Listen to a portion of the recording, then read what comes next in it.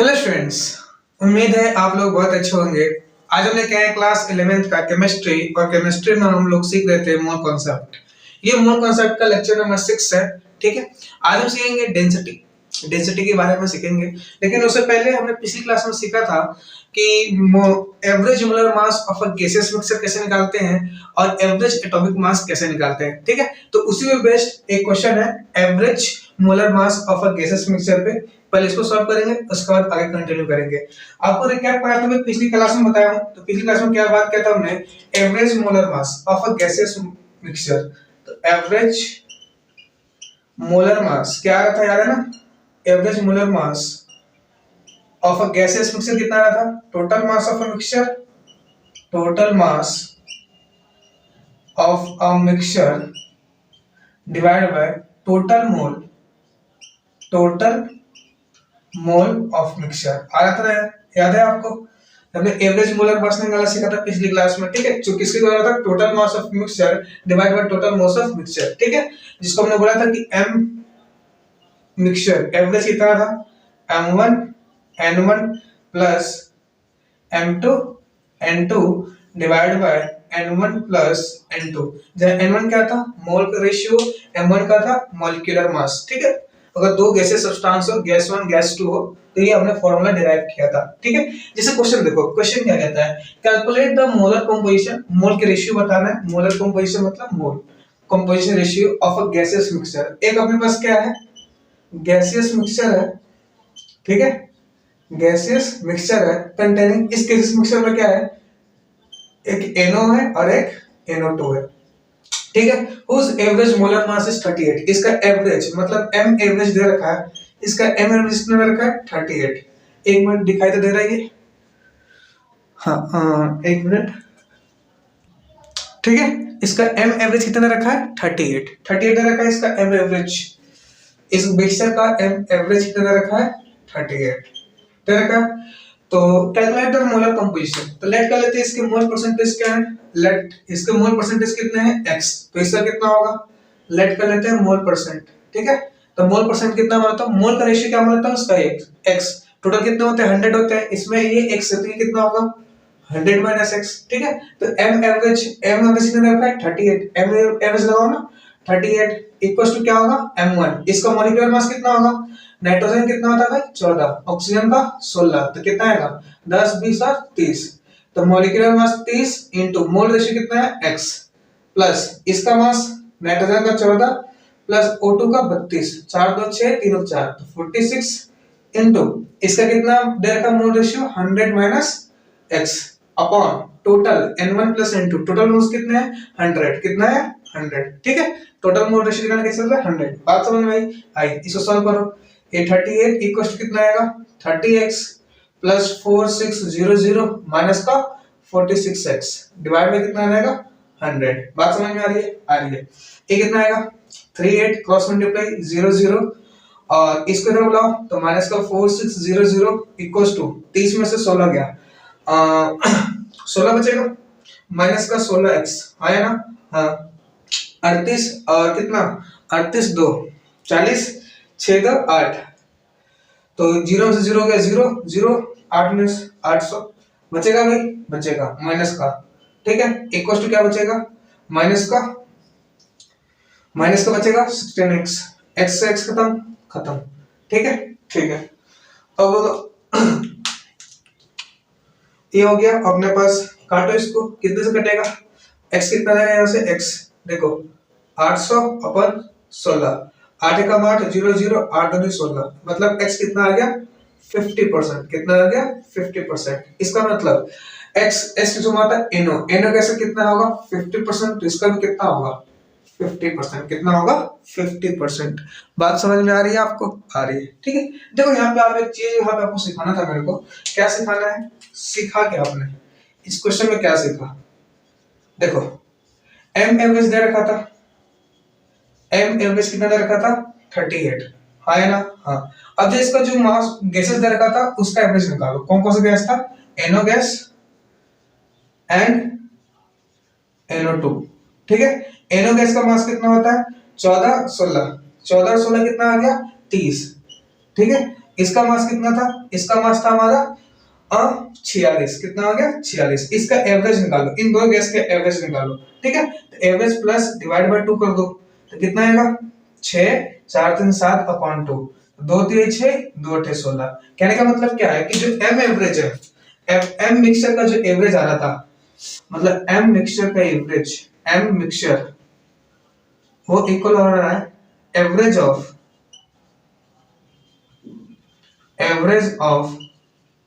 Molar mass, average of molar mass of gaseous mixture gases, average of molar mass of gases, then लिखना ना, if m mixture अगर बराबर हो गया average of molar mass of gaseous mixture, then the gases will present in 50:50 ratio.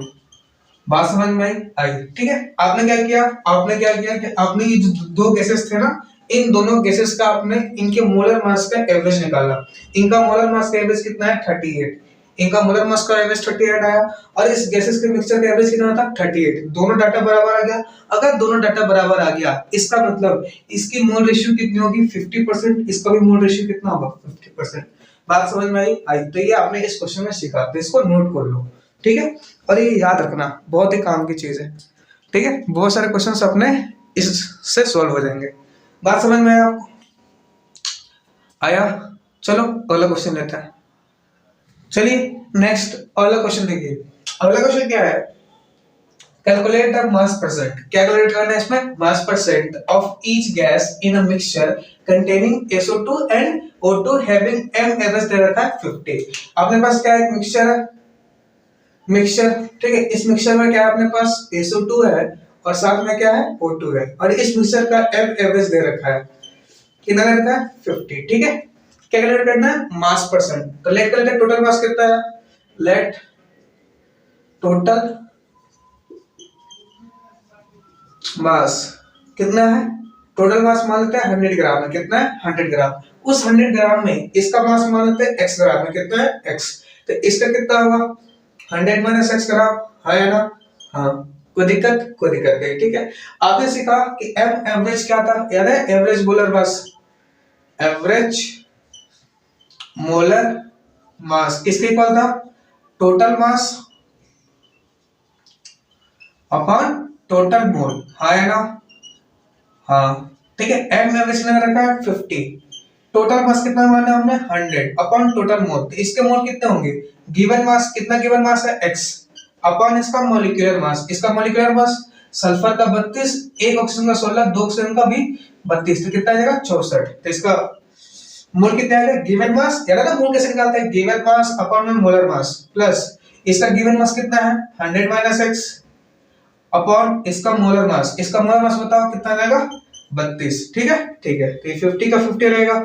अच्छा, ये सीधा कटेगा कितने बार में, 2 बार में, तो ये 2 हो जाएगा अपॉन एलसीएम कितना आ जाएगा 64, तो ये x रहेगा प्लस 200 मल्टीप्लाई 200 माइनस 2x, और ये क्या चला जाएगा 64, है ना। हाँ, अब क्या करोगे क्रॉस मल्टीप्लाई, ये 1 इक्वल्स टू क्या रहेगा 4 दूनी 8, 6 दूनी 12 अपॉन ये घटेगा 200 माइनस x, इधर ले आओ, तो 200 माइनस x इक्वल्स टू 128, तो 200 माइनस का 128 इक्वल्स टू कितना आ जाएगा x, कितना आ जाएगा x, 10 में से 8 गया 2, 2 से 2 गया 7, 72 आ जाएगा, ठीक है।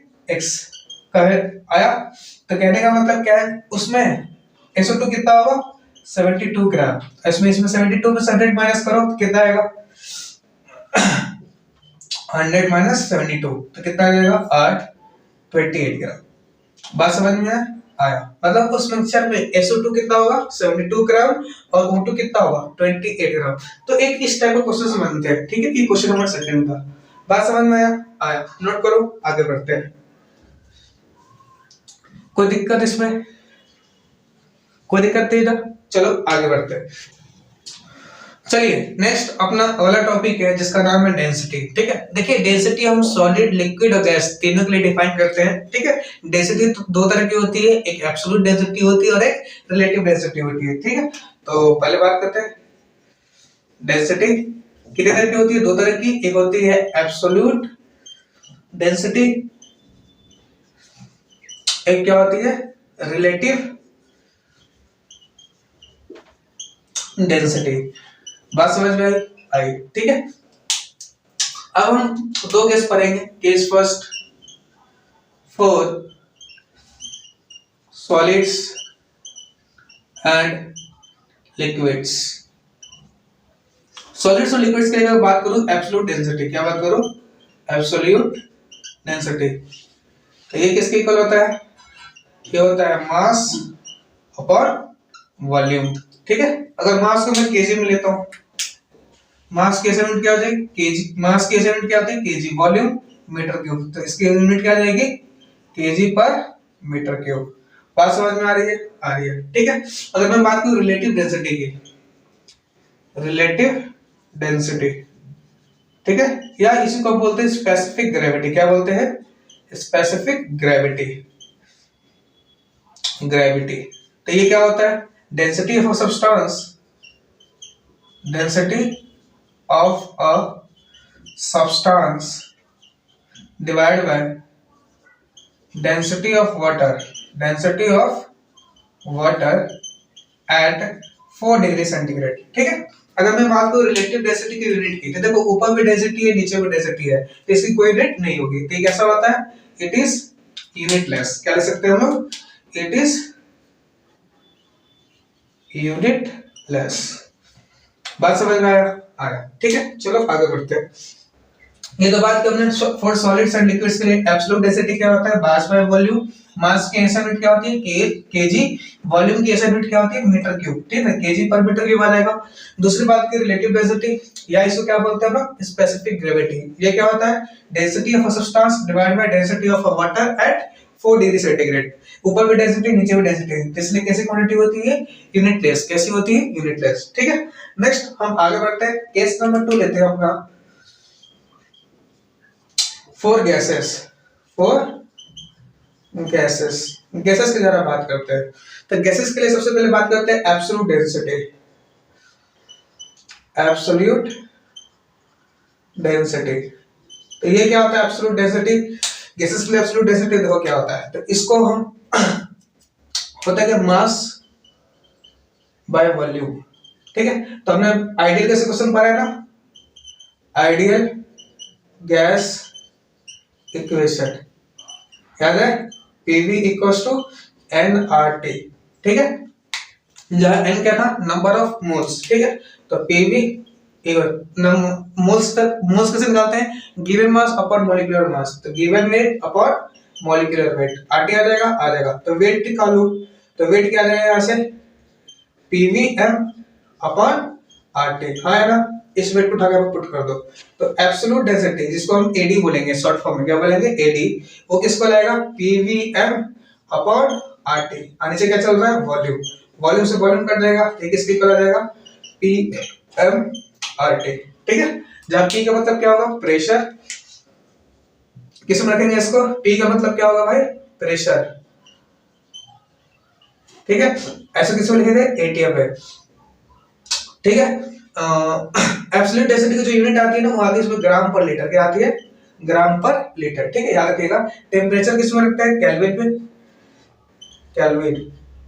ठीक है, आर गैस कांस्टेंट है, क्या है गैस, रियल गैस कांस्टेंट। देखो प्रेशर किसमें रखा है एटीएम है। ठीक है, तो क्या आएगा 0.0821 एटीएम लीटर पर मोल पर केल्विन। बताया हमको पिछली बार पर मोल केल्विन। ठीक है, आगे मैंने बता रखा हूं पिछले लेक्चर में। ठीक है, एम क्या है मॉलिक्यूलर मास, क्या है मॉलिक्यूलर मास। बात समझ में आया?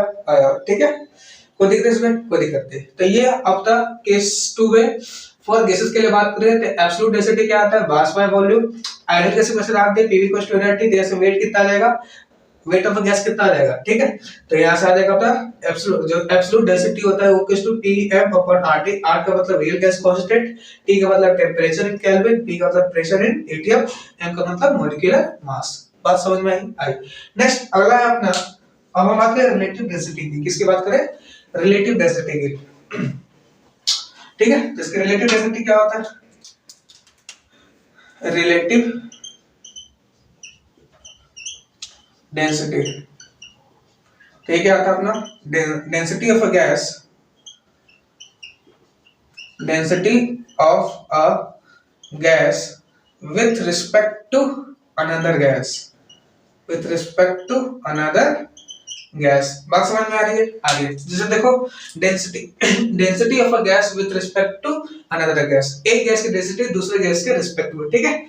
आया समझ में, आया, ठीक है। At constant temperature, at constant temperature and pressure, ठीक है, कांस्टेंट टेम्परेचर एंड प्रेशर। बात समझ में आ रही है, आ रही है। तो डेंसिटी निकालो यहाँ से D1, दिख रहा है यहाँ पे डेंसिटी का फॉर्मूला क्या, Pm/RT।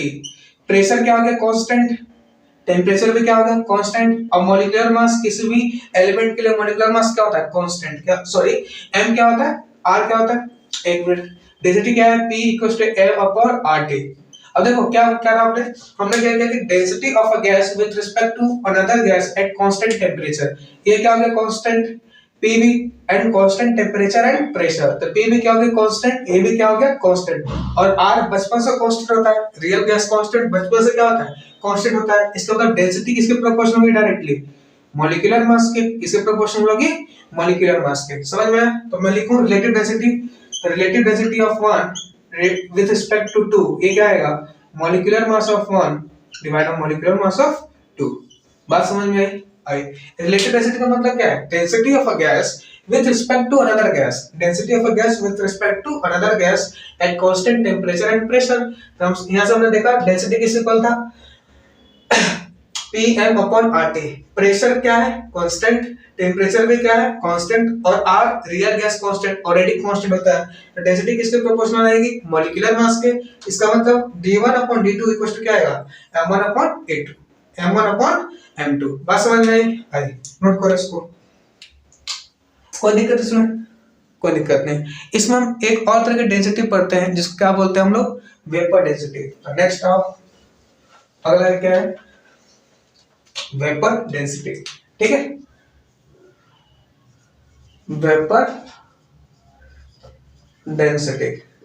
अबे वेपर डेंसिटी जिसको वीडी बोलेंगे, क्या बोलेंगे, वीडी, ठीक है। तो एक वेपर डेंसिटी क्या होता है, density of a gas, density of a gas with respect to hydrogen gas, H2 gas, ठीक है।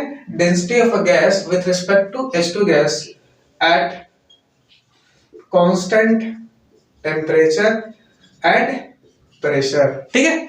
मतलब density of a gas with respect to H2 gas at constant temperature and pressure. तो यहाँ पे D2 क्या हो जाएगा, density of gas divided by density of H2 gas. तो किसकी इक्वल हो जाएगा, ठीक है, molecular mass of M1 upon H2 का मॉलिक्यूलर मास, एक H का मास 2 होता है, तो दो का, एक हाइड्रोजन का मास 1 होता है, तो दो हाइड्रोजन का मास कितना आ जाएगा, 2। इसको क्या बोल रहे थे हम लोग, density of gas with respect to hydrogen gas. इसको क्या बोलेंगे, वेपर डेंसिटी। तो वेपर डेंसिटी क्या आ जाएगा, M/2, ठीक है। तो यहाँ से M क्या है, मॉलिक्यूलर मास, क्या है, molecular mass.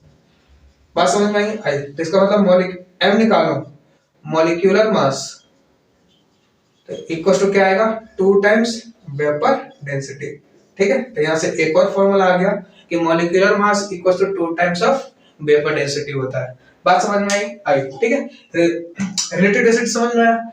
Same to same वही है, बस यहाँ पे क्या लेते हैं, एक गैस लेते हैं, H2 गैस के रिस्पेक्ट पे करते हैं, तो किसको क्या बोलते हैं हम लोग, वेपर डेंसिटी, ठीक है। Density of a gas with respect to H2 gas at constant temperature and pressure. तो यहाँ से फॉर्मूला निकल के आता है, density of gas divide by density of water. ये कैसे इक्वल होगा, M1/M2। H2 का मास पता है ना, एक हाइड्रोजन का मास 1 होता है, तो 2 कितना होगा, 2। तो density of gas with respect to density of hydrogen, इसको क्या बोलते हैं हम लोग, वेपर डेंसिटी। तो Vd इक्वल टू क्या आएगा, M/2। M का मतलब मॉलिक्यूलर मास, मॉलिक्यूलर मास निकाल तो क्या करूंगा 2 इंटू वेपर डेंसिटी। बात समझ में आई? नोट करो इसको, कोई दिक्कत इसमें? कोई दिक्कत नहीं, ठीक है। मिटाओ मिटाओ। नेक्स्ट आगे बात करें, करते हैं। पहले क्वेश्चन करना है। क्वेश्चन है vapour density of a SO2 gas. बताइए वेपर डेंसिटी बताइए SO2 गैस का। तो कैसे निकालेंगे? वेपर डेंसिटी का फॉर्मूला क्या होता है? Molecular mass upon 2। तो वेपर डेंसिटी का फॉर्मूला क्या है? Molecular mass. SO2 का मॉलिक्यूलर मास, सल्फर का 32, एक ऑक्सीजन का 16, दो ऑक्सीजन में कितना होगा? 32 डिवाइड बाय 2 इक्वल टू कितना हो जाएगा? 64 बटा 2 कितना जाएगा? 32। कितना आ जाएगा? 32। कोई पूछे vapour density of CO2 gas कैसे निकालेंगे? Vapour density equal to molecular mass. Carbon का मॉलिक्यूलर मास 12, ऑक्सीजन का 32 डिवाइड बाय कितना? 2। तो कितना हो जाएगा? 44 डिवाइड बाय 2 बोले तो 22। बात समझ में आया? ठीक है। तो ये तो हुआ वेपर डेंसिटी का मतलब। ये उस पे क्वेश्चंस नोट करो, आगे बढ़ते हैं। ठीक है, आया समझ में? आया, ठीक है। नोट कर लो पहले इसको। दिखाई दे रहा है ना? दे रहा है। आगे बढ़ा जाए, आगे बढ़ा जाए, बढ़ते हैं आगे। बताओ बताओ। देखो ये जो आपने निकाला ना molecular mass equals to into vapour density. अगर मैं किसी मिक्सचर के लिए बात करूं, क्या बात करूं? कि किसी गैसियस मिक्सचर के लिए, तो फॉर गैसियस मिक्सचर, ठीक है। तो एम मिक्सचर कैसे निकालूंगा? 2 टाइम्स वेपर डेंसिटी का मिक्सचर। बात समझ में आई?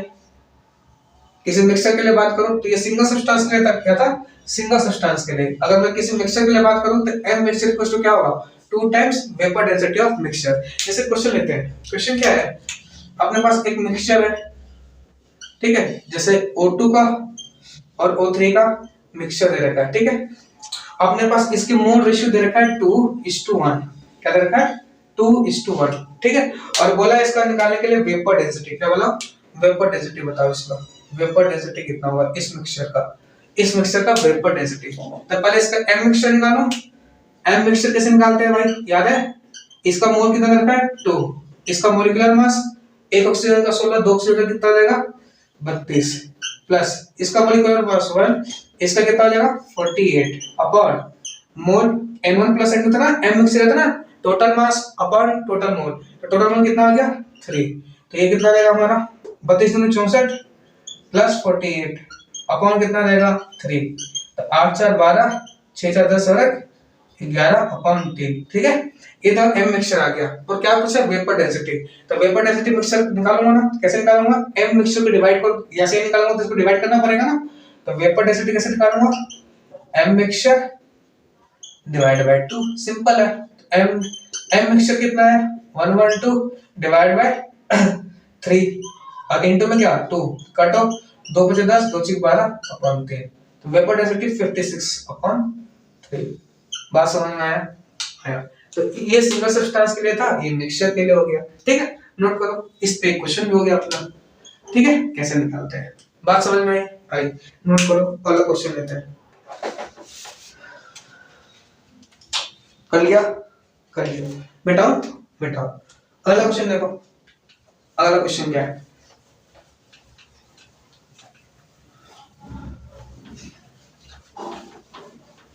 अगला क्वेश्चन है अपने पास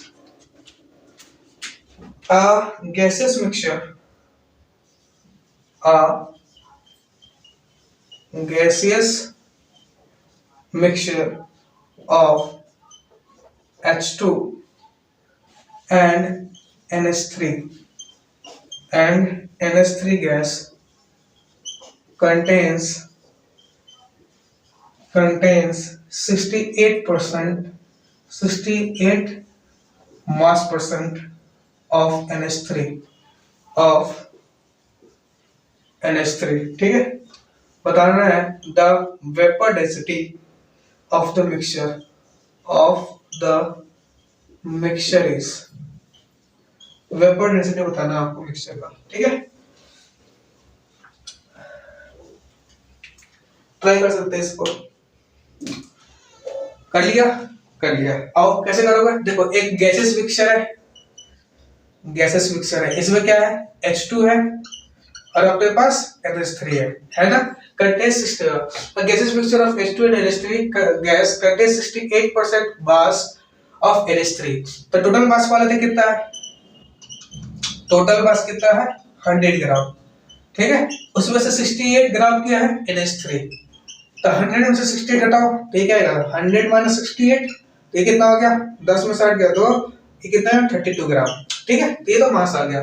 calculate the vapour density of the mixture, तो वेपर डेंसिटी निकालेंगे, कैसे निकालेंगे, देखो याद है ना, m mixture equals to 2 times vapour density का मिक्सचर, ठीक है। अब m मिक्सचर कैसे निकालोगे वो देखो, तो सबसे पहले क्या निकालना, इसका मोल निकाल लो, क्या निकालो मोल, ठीक है। तो याद है ना m मिक्सचर कैसे निकालते हैं, m मिक्सचर कैसे निकालते हैं, टोटल मास अपॉन में टोटल मोल, तो इसका मोल निकालो, तो मोल कैसे निकालूंगा, गिवन मास कितना है 32 अपॉन मॉलिक्यूलर मास, H2 का मॉलिक्यूलर मास 2, तो कितना आएगा 16, इसका मोल निकालो तो गिवन मास 68 अपॉन मॉलिक्यूलर मास, NH3 का मॉलिक्यूलर मास कितना होता है 17, नाइट्रोजन का 14, हाइड्रोजन का 3, 17 14 77 का 17 चौका 68, तो कितना आ जाएगा 4। समझ में आया। तो m मिक्सचर निकाल लो, m मिक्सचर टोटल मास कितना आता है हमने 100 अपॉन टोटल मोल, इसके मोल कितने आ गए 16 प्लस इसके मोल 4, तो 100 बटा 20 कट गया, कितना आ गया 5, कितना आ गया 5, ठीक है। ये m मिक्सचर आ गया। निकालना क्या है वेपर डेंसिटी, तो वेपर डेंसिटी कैसे निकालेंगे, m मिक्सचर अपॉन में 2, m मिक्सचर कितना आ गया 2 अपॉन 2, तो कितना आएगा 2.5। बात समझ में आई, तो ये आ गया वेपर डेंसिटी। कोई दिक्कत इसमें, कोई दिक्कत नहीं, नोट करो, अच्छा क्वेश्चन था। आया समझ में भाई, आया आया। अगला क्वेश्चन लेते हैं, नोट कर लो अच्छे से पहले इसको, अगला क्वेश्चन लेते हैं। कर लिया, देखो खूब, अगला क्वेश्चन बताओ बताओ, अगला क्वेश्चन क्या है, अगला क्वेश्चन है अपने पास, कैलकुलेट, ब्लैक्स लिखता हूं, calculate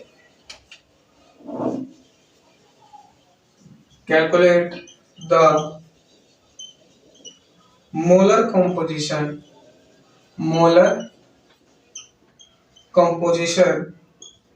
of a mixture of SO2 and SO3 if its vapor density दे रखा है 36, कितना रखा है 36, ठीक है। हाँ देखो, calculate the molar composition of a mixture of SO2 and SO3 if it's vapour density, कोई मिक्सचर है, ठीक है, कोई अपने पास मिक्सचर है, calculate the molar composition of mixture, इस मिक्सचर में क्या अपने पास SO2 दे रखा है और SO3 दे रखा है, दे रखा है ना, दे रखा है, और इस मिक्सचर का वेपर डेंसिटी दे रखा है, कितना दे रखा है 36, तो याद है ना m मिक्सचर मतलब मोलर मास ऑफ मिक्सचर क्या था 2 times vapour density of mixture, हाँ है ना, फ्रेम से बात नहीं जा रहा, नहीं जा रहा, ठीक है। याद है ना m मिक्सचर क्या था, m मिक्सचर था ना 2 times vapour density of mixture, तो वेपर डेंसिटी दे रखा है, तो इस मिक्सचर का मोलर मास कितना आ जाएगा 2 into 36, इसका मतलब कितना आएगा 72 ग्राम, मतलब इस मिक्सचर का मास कितना है 72 ग्राम, हाँ या ना, हाँ। अब देखो बोला कैलकुलेट द मोलर कंपोजिशन, मतलब मोल की रेशियो बतानी है, तो सबसे पहले देखो चेक कर लो, क्या चेक कर लो, याद है ना मैंने आपको एक स्टार्टिंग में कुछ चीज सिखाया था, कैसे सिखाया था, इसका मास कितना है सल्फर का 32 और O2 का मास 32, कितना आएगा 64 ग्राम, इसका मास सल्फर का 32 और O3 का मास 48, 8 2 10 4 3 12 4 3 7 और 1 8, आ गया ना, आ गया, दोनों को जोड़ो 80 प्लस 64 144, इन दोनों मास का एवरेज निकालो, तो डिवाइड बाय 2 कर दो, ये आ गया 72, ये भी कितना आ रहा है 72 ग्राम, m मिक्सचर भी कितना आ रहा है 72 ग्राम। अगर दोनों का मास सेम आ रहा है तो याद है ना अगर इन दोनों का मास का एवरेज कितना है 72, इन दोनों का मास का एवरेज 72 और m मिक्सचर 72 आ रहा है, इसका मतलब इससे कितने मोल परसेंट 50% मोल होगा, इसमें कितना होगा 50%। तो कैलकुलेट द मोलर कंपोजिशन, तो रेशियो निकालो तो 1:1 के रेशियो प्रेजेंट होंगे।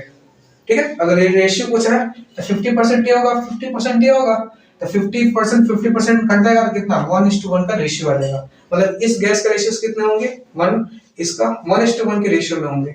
बात समझ में आई? कुछ करने की जरूरत नहीं पड़ी, सिंपली हो गया ना, इसलिए आपको शुरू में सिखाया था मैंने वो चीज। बात समझ में आया आपको? कोई दिक्कत? कोई दिक्कत नहीं, नोट करो, अगला क्वेश्चन लेते हैं। कर लिया? कर लिया। नेक्स्ट अगला क्वेश्चन देखो, अगला क्वेश्चन क्या है? अगला क्वेश्चन देखो, अगला क्वेश्चन है कैलकुलेट द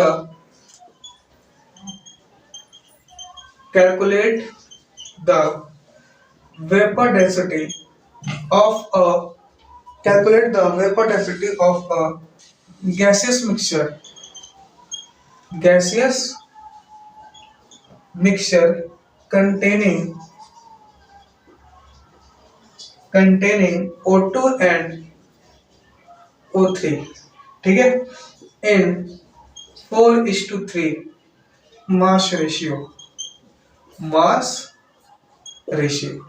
ठीक है। Calculate the vapour density of a gaseous mixture, vapour density दिखाना है, calculate the vapour density of a gaseous mixture containing O2 and O3 in 4:3 mass ratio, ठीक है।